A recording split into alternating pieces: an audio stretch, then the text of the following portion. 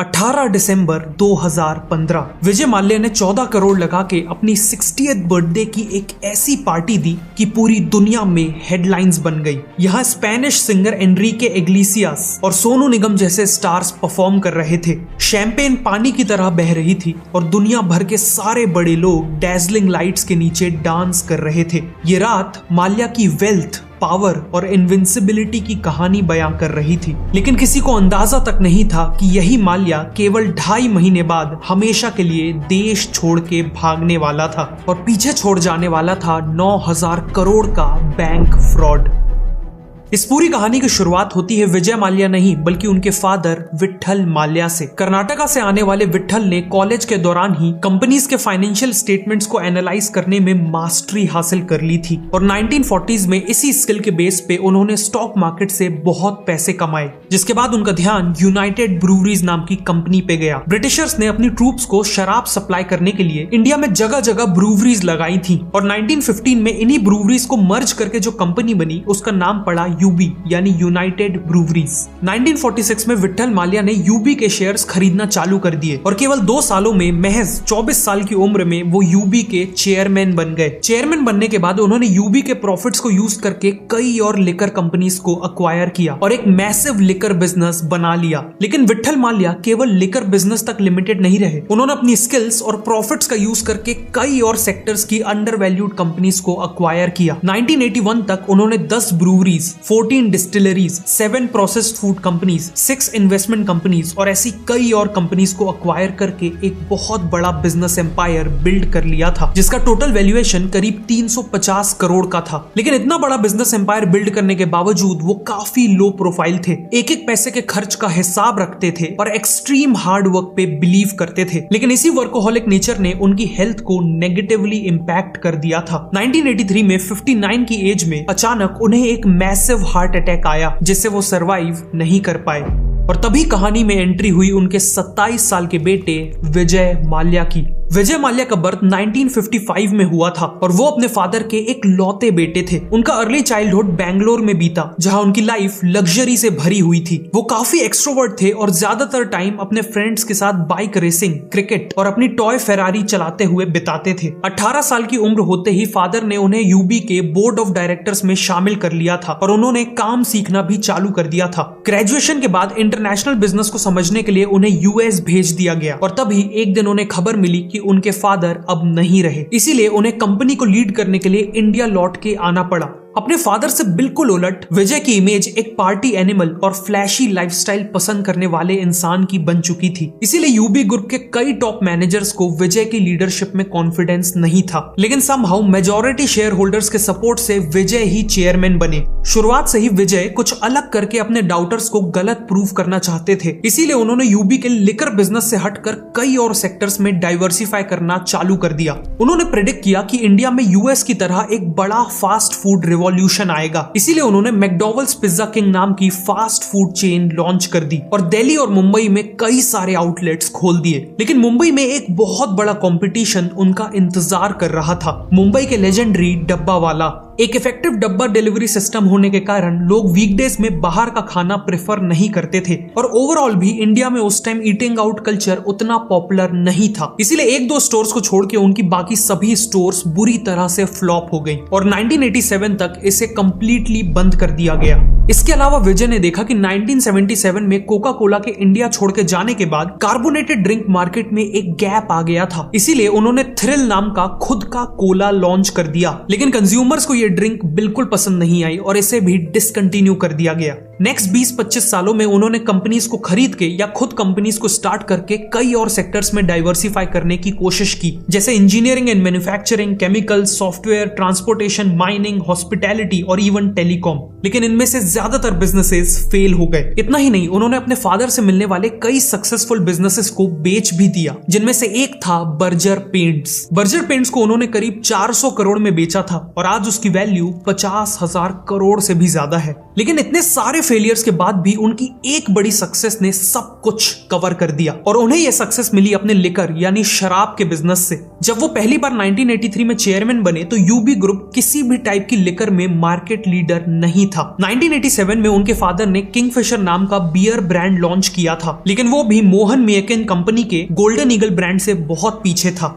तभी विजय ने देखा कि इंडिया में कोई भी बियर यूथ को टारगेट नहीं कर रही थी, इसीलिए उन्होंने किंगफिशर को रीब्रांड किया। उसके लोगो को ब्लैक एंड व्हाइट से कलरफुल और वाइब्रेंट बनाया और बर्ड को सिटिंग पोजीशन की जगह फ्लाइंग पोजीशन पे लाया। जहां गोल्डन ईगल के लोगो में ईगल होने के कारण वो थोड़ा ट्रेडिशनल और रफ लगता था, वहीं किंगफिशर का नया लोगो एनर्जी, फ्रीडम और यूथफुलनेस को सिंबलाइज कर रहा था। साथ में उसका स्लोगन था the king of good times. इन सभी चेंजेस के साथ विजय ने किंगफिशर को एक प्रीमियम बियर की तरह पोजीशन किया और एस्पिरेशनल यूथ को टारगेट किया। वैसे यूथ से याद आया कि इंडिया की young generation time pass generation बनती जा रही है। ये लोग अपने दिन के घंटों केवल रील्स स्क्रॉल करते हुए बिता रहे हैं। ऐसा इसलिए क्योंकि स्किल्स की कमी के कारण इन्हें जॉब ही नहीं मिल पा रही। मतलब फ्यूचर में ना इनके पास पैसे होंगे, ना ही कोई रिस्पेक्ट होगी और ना ही कोई हैप्पीनेस। लेकिन अगर आप चाहते हैं कि आपका फ्यूचर ऐसा ना हो तो आपको अभी एक्शन लेना होगा। फ्यूचर में वही लोग सक्सेसफुल होंगे जिन्हें एआई का यूज करके काम करना आता हो। इसीलिए आप ये 3 घंटों की hands on AI training join कर सकते हैं, जिसका लिंक आपको नीचे डिस्क्रिप्शन और पिन कमेंट में मिल जाएगा। इस ट्रेनिंग में आप चैट जीपीटी और साथ में 20+ एआई टूल्स को फ्री में सीख सकते हो। रिपीटेटिव टास्क को ऑटोमेट करना है, कुछ ही सेकंड्स में एक्सेल डेटा को एनालाइज करना है या फिर जॉब्स कैसे ढूंढनी है, ये सब और बहुत कुछ यहाँ कवर किया जाएगा। ये ट्रेनिंग सभी के लिए है, चाहे आप टेक से हो या नॉन टेक, जैसे sales and marketing, HR, entrepreneur या इवन फ्रीलांसर। आप में से पहले 1500 व्यूअर्स जो नीचे दिए हुए लिंक को यूज करके ज्वाइन करेंगे, उन्हें ये ट्रेनिंग बिल्कुल फ्री में मिलेगी। इसीलिए ये अपॉर्चुनिटी मिस मत करिए। लिंक नीचे डिस्क्रिप्शन और पिन कमेंट में है। अब वीडियो पे वापस आते हैं। इसी दौरान एक और इंटरेस्टिंग चीज हुई। 1986 में बैंगलोर में रमदा नाम का पहला पब खुला और फिर बहुत जल्द द पब नाम से दूसरा पब खुला।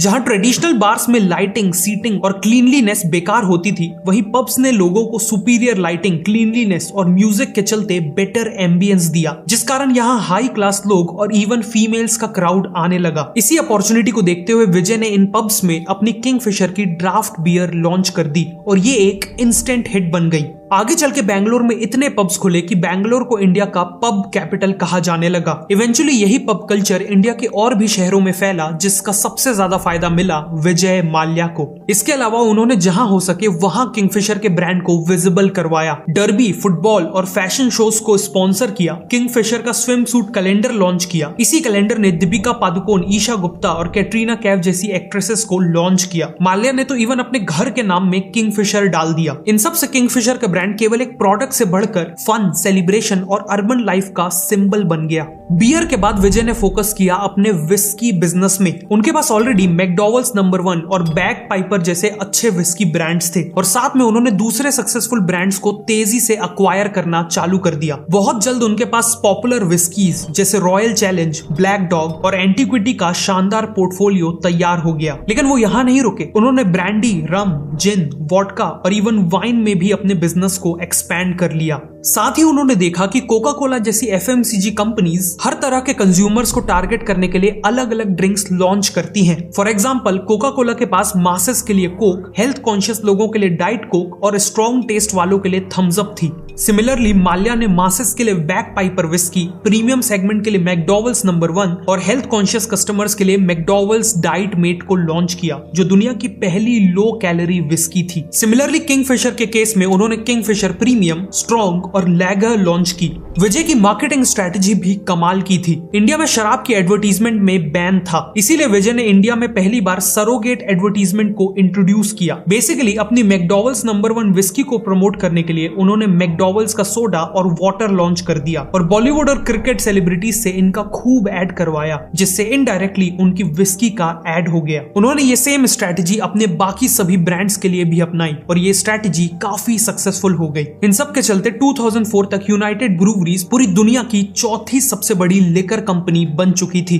विजय को यह भी पता था कि अगर उन्हें बिना किसी प्रॉब्लम के इंडिया में बिजनेस एक्सपैंड करना है तो उन्हें पॉलिटिकल पावर की जरूरत होगी। इसीलिए 2002 में मल्टीपल पॉलिटिकल पार्टीज के सपोर्ट से वो राज्यसभा के मेंबर भी बन गए। 2005 तक माल्या के पास पैसा और पावर का डेडली कॉम्बिनेशन था और वो अपनी सक्सेस की पीक पे थे। लेकिन विजय को एक बात हमेशा खटकती थी। आखिरकार वो शराब का बिजनेस करते थे जिसे आम जनता बिल्कुल भी रिस्पेक्ट नहीं करती थी और माल्या डेस्परेटली एक रिस्पेक्टफुल बिजनेस में घुसना चाहते थे। इसीलिए उन्होंने एक वर्ल्ड क्लास एयरलाइन बनाने का ठान लिया। लेकिन उन्हें कोई अंदाजा नहीं था कि उनका ये एक डिसीजन उनके पूरे बिजनेस एम्पायर को बर्बाद कर देने वाला था।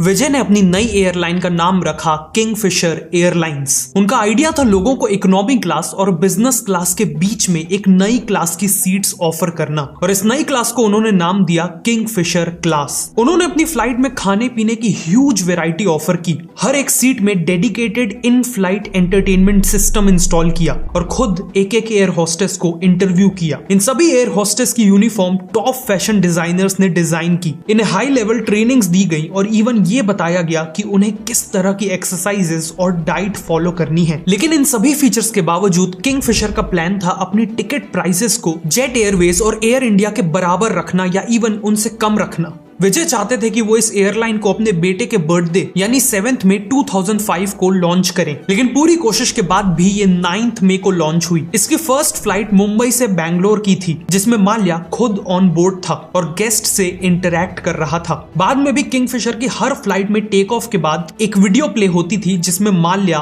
खुद पैसेंजर्स को वेलकम करता था। शुरू होने के कुछ ही टाइम में कई कस्टमर्स किंगफिशर एयरलाइंस में शिफ्ट होने लगे, जिस कारण किंगफिशर ने तेजी से नए प्लेन्स खरीद के इंडिया के और भी कई रूट्स में ऑपरेट करना चालू कर दिया। बहुत जल्द माल्या ने डिसाइड किया कि वो किंगफिशर को केवल एक डोमेस्टिक एयरलाइन नहीं बल्कि एक इंटरनेशनल एयरलाइन बनाना चाहते हैं। लेकिन इंटरनेशनल फ्लाइंग लाइसेंस पाने के लिए इंडिया में एक एयरलाइन के पास मिनिमम 5 साल का फ्लाइंग एक्सपीरियंस होना चाहिए था, पर माल्या में उतना पेशेंस नहीं था। इसीलिए उन्होंने एक ऐसी एयरलाइन को खरीदने का फैसला किया जिसने ऑलरेडी इंडियन मार्केट में 5 साल कंप्लीट कर लिए हो और वो एयरलाइन थी एयर डेक्कन, जो एक लो कॉस्ट एयरलाइन थी। उन्होंने एयर डेक्कन को करीब 1000 करोड़ में खरीद लिया और इसी के साथ उन्हें इंटरनेशनल फ्लाई करने का लाइसेंस भी मिल गया। उनकी पहली ओवरसीज फ्लाइट बैंगलोर से लंदन की थी और इसका फर्स्ट क्लास सेक्शन काफी लग्जूरियस था। एक्विजिशन के बाद माल्या ने कभी एयर डेक्कन पे ध्यान ही नहीं दिया और कुछ ही टाइम पे उसे रीब्रांड करके किंगफिशर रेड कर दिया और बाद में उसे ये कहते हुए बंद कर दिया कि किंगफिशर लो कॉस्ट सर्विसेज में बिलीव नहीं करती।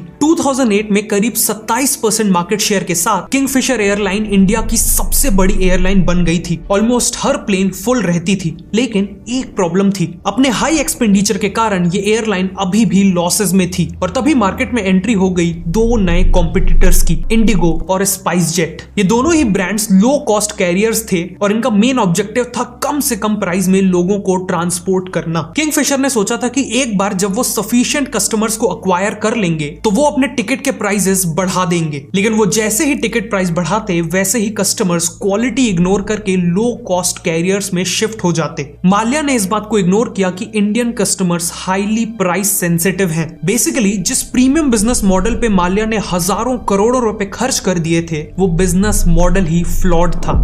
ऑल्सो किंगफिशर एयरलाइंस का प्राइस पे कोई कंट्रोल ही नहीं था। कस्टमर्स लिटरली प्लेन की कटलरी चोरी कर लेते थे और उन्हें कोई नहीं रोकता था। मुंबई के क्रॉफोर्ड मार्केट में उनके लोगो वाली कटलरी सेल पे होती थी। साथ में फूड भी बहुत वेस्ट होता था और अनयूज्ड बेवरेज बॉटल्स को नेक्स्ट फ्लाइट में यूज करने के बजाय फेंक दिया जाता था और फ्लाइट में इतने सारे फीचर्स ऐड करने के कारण फ्लाइट का वेट बढ़ गया था, जिससे प्लेन ज्यादा फ्यूल कंज्यूम कर रही थी। किंगफिशर एयरलाइंस जैसे तैसे सरवाइव कर रही थी कि फिर आया 2008 का ग्लोबल इकोनॉमिक क्राइसिस, जिसने किंगफिशर एयरलाइंस की कमर तोड़ दी। इस क्राइसिस के चलते 2 चीजें नेगेटिव हुई। सबसे पहले तो ट्रैवल करने वाले पैसेंजर्स में शार्प डिक्लाइन आया और दूसरा एविएशन फ्यूल प्राइसेस 23% से बढ़ गए। किंगफिशर के पास इस क्राइसिस को झेलने के लिए सफिशिएंट कैश रिजर्व्स नहीं थे, इसीलिए 2012 में उन्हें अपनी 32 प्लेन्स रिटर्न करनी पड़ी क्योंकि वो उन प्लेन्स के लीज अमाउंट नहीं दे पा रहे थे। साथ में एयरलाइन के ऊपर ऑयल कंपनीज के 1000 करोड़ के ड्यूज पेंडिंग थे और महीनों से एयरलाइन एयरलाइन ने पायलट्स और बाकी स्टाफ को पेमेंट्स तक नहीं की थी। 2012 के सेकेंड हाफ में फंड की कमी के कारण किंगफिशर एयरलाइंस के कई प्लेन्स को ग्राउंड किया जाने लगा और हालत इतनी खराब हो चुकी थी कि बचे कुचे प्लेन्स को ऑपरेशनल रखने के लिए इन ग्राउंडेड प्लेन से पार्ट्स निकाल के यूज किए जाते थे। अल्टीमेटली अक्टूबर 2012 में किंगफिशर एयरलाइंस के ऑपरेशंस कंप्लीटली बंद हो गए और इस एयरलाइन का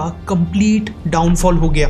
लेकिन आखिरी के कुछ साल जब एयरलाइन इतना स्ट्रगल कर रही थी तब भी माल्या ने पैनिक होने के कोई साइंस नहीं दिखाए। उन्होंने आईपीएल की टीम खरीदने में कई 100 करोड़ लगाए, अपनी फॉर्मूला 1 टीम को मेंटेन किया और अपनी एक प्राइवेट प्लेन भी किंगफिशर के पैसे से ऑर्डर की जो काफी लग्जूरियस थी और इसमें करोड़ों की पिकासो की ओरिजिनल पेंटिंग भी लगी हुई थी। लेकिन ये सब तो केवल दिखावा था, इसके पीछे छुपा हुआ था इंडिया की हिस्ट्री का one of the biggest bank fraud.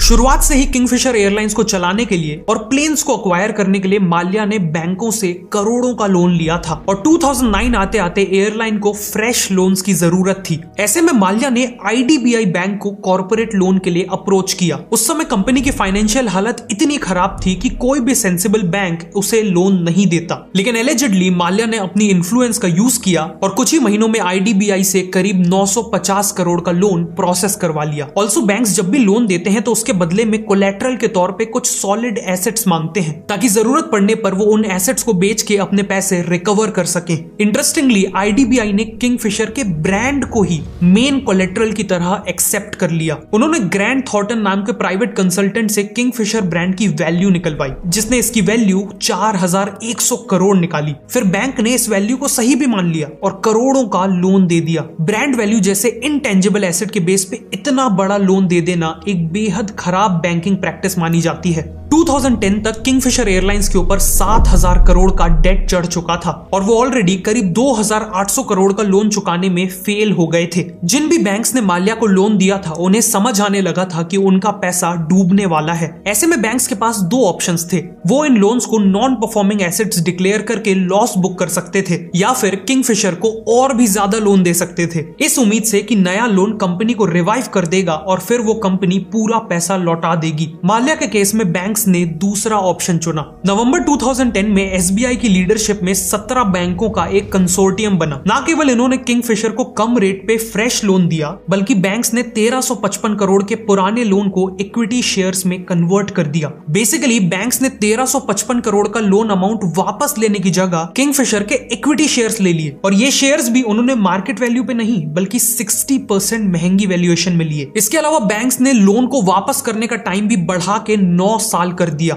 इस बार माल्या ने 250 करोड़ की पर्सनल गारंटी भी दी थी, मतलब अगर लोन नहीं चुकाया तो उसके ऊपर डायरेक्टली लीगल एक्शन होगा। लेकिन साथ ही बैंक्स ने दोबारा गलती करते हुए किंगफिशर के ब्रांड को 4100 करोड़ की वैल्यूएशन में एज कोलेटरल एक्सेप्ट कर लिया। बाद में जब बैंक्स ने इसका रीवैल्यूएशन कराया तो इसकी वैल्यू 2000 करोड़ नहीं, 1000 करोड़ नहीं बल्कि केवल 100 करोड़ निकल के आई। खैर नया लोन मिलने के बाद भी 2012 में एयरलाइन बर्बाद हो गई और नवंबर 2013 में बैंक्स को समझ में आ गया कि उनका पैसा डूब चुका है। इसीलिए बैंक्स ने किंगफिशर एयरलाइंस और यूबी होल्डिंग्स को लिक्विडेट करके पैसे रिकवर करने की पिटीशन डेट रिकवरी ट्रिब्यूनल में डाल दी। 2015 तक मामला सुप्रीम कोर्ट में गया जहां प्रूव हो गया कि माल्या विलफुल डिफॉल्टर है, मतलब उसके पास पैसे होते हुए भी उन्हें लौटा नहीं रहा। अक्टूबर 2015 में इस पूरे मामले में एंट्री होती है सीबीआई की। सीबीआई ने माल्या के ऊपर इन्वेस्टिगेशन चालू कर दी जिसमें उन्हें पता चला कि माल्या ने आईडीबीआई से लोन को जिस पर्पस के लिए लिया था उसके लिए उसे यूज नहीं किया। लोन के कुछ पैसों से उसने अपना पुराना लोन रीपे किया और बाकी पैसों को फॉरेन ट्रांसफर करके पर्सनल प्रॉपर्टीज खरीद ली। इन सब के चलते दिसंबर 2015 तक माल्या के ऊपर मल्टीपल केसेस और इन्वेस्टिगेशंस चालू हो चुकी थी। बैंक्स के अलावा माल्या ने अपने 3000 एम्प्लॉयज के भी पैसे नहीं दिए थे जिस कारण ये सब स्ट्रगल कर रहे थे। एयरलाइन की कैबिन क्रू और बाकी एम्प्लॉयज नौकरी ढूंढने के लिए भटक रहे थे, प्रोटेस्ट करके अपने हक का पैसा मांग रहे थे और फाइनेंशियल सिचुएशन बिगड़ने के कारण तो एक एम्प्लॉय की वाइफ ने अपनी जान तक ले ली थी। लेकिन वहीं दूसरी तरफ माल्या बिना किसी गिल्ट के अपनी 60th बर्थडे की पार्टी प्लान कर रहा था। दिसंबर 2015 में उसने $2 मिलियन लगा के गोवा में अपनी बर्थडे पार्टी मनाई। इस पार्टी को मदर ऑफ ऑल बैशेस नाम दिया गया, लेकिन पब्लिक और बैंक्स ने इसे बिल्कुल भी पॉजिटिवली नहीं लिया। खुद आरबीआई के गवर्नर ने इसे क्रिटिसाइज किया। 28 फरवरी 2016 को सुप्रीम कोर्ट के सीनियर काउंसिल दुष्यंत दवे ने एसबीआई को एडवाइस किया कि वो कोर्ट में एक पिटीशन डालें कि माल्या को देश से बाहर ना जाने दिया जाए, लेकिन एसबीआई ने देर कर दी। रूमर थी कि माल्या को किसी सीनियर ब्यूरोक्रेट से टिप मिल गई कि जल्द ही अथॉरिटीज उसे जेल भेजने वाली हैं। और इसी के कुछ दिन बाद 2 मार्च 2016 को माल्या अपनी गर्लफ्रेंड के साथ जेट एयरवेज की दिल्ली टू लंदन फ्लाइट के फर्स्ट क्लास सेक्शन में बोर्ड करता है और उसके साथ 7 बड़े सूटकेसेस भी थे, जिससे क्लियर था कि वो एक बहुत लंबी ट्रिप के लिए निकल रहा है। एक वो दिन था और एक आज का दिन। विजय माल्या कभी इंडिया लौट के नहीं आया और पीछे छोड़ गया 9,091 करोड़ का बैंक फ्रॉड। इंटरेस्टिंग बात यह है कि माल्या के भागने के 5 महीने पहले सीबीआई ने उसके खिलाफ लुकआउट नोटिस जारी किया था। मतलब अगर माल्या देश से बाहर जाने के लिए किसी भी एयरपोर्ट के इमिग्रेशन काउंटर में पहुंचता तो उसे इमिग्रेशन अथॉरिटीज डिटेन कर लेती। लेकिन फिर एलिजिडली माल्या ने फिर से गवर्नमेंट में अपनी इन्फ्लुएंस का यूज किया और लुकआउट नोटिस को मॉडिफाई करवा लिया, जिसके बाद इमिग्रेशन अथॉरिटीज को माल्या को डिटेन करने की जगह सिर्फ सीबीआई को उसकी मूवमेंट्स के बारे में इन्फॉर्म करना था। इसीलिए उस दिन माल्या को किसी ने नहीं रोका। 9 मार्च को अटॉर्नी जनरल ने सुप्रीम कोर्ट को माल्या के भागने की इंफॉर्मेशन दी, जिसके बाद इंडिया का पूरा पॉलिटिकल और फाइनेंशियल सिस्टम हिल गया। अप्रैल 2016 तक माल्या के खिलाफ नॉन बेलेबल वारंट्स इशू होने लगे, उसका पासपोर्ट सस्पेंड किया गया और उसे प्रोक्लेम्ड ऑफेंडर डिक्लेयर कर दिया गया। ईडी ने माल्या के 6,600 करोड़ के एसेट्स भी अटैच कर लिए। जून 2016 में माल्या को यूके से वापस लाने के लिए इंडिया ने एक्स्ट्राडिशन प्रोसीडिंग्स शुरू की, लेकिन माल्या बार बार एक्स्ट्राडिशन को यूके के कोर्ट्स में चैलेंज करके रोक देता है।